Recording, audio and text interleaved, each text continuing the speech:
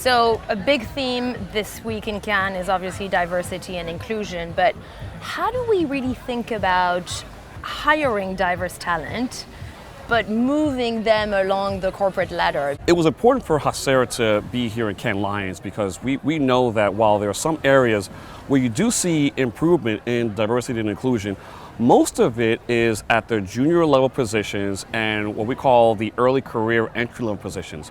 Once you get into mid-level managers, there's a wall that's there, and we know that that wall, on the other side of the wall, there's a different set of rules. Because to get into these high-ranking roles, it requires sponsorship.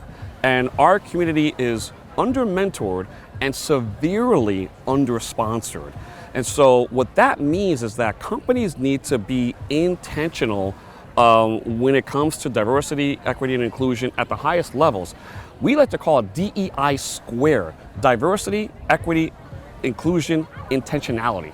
So there's two I's, not just one. So how would you advise companies to really be intentional in hiring diverse talent across all the levels within their companies, within their ranks?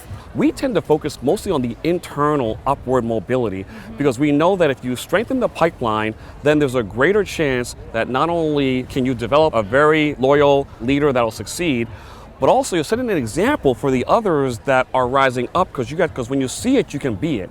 And that's a very positive retention strategy as well, because we know that retention is one of the big challenges, because you may have a great diversity hiring strategy, but if you don't have a strategy for belonging, they're going to leave. So you have to have that whole strategy for diversity, equity, inclusion, and intentionality.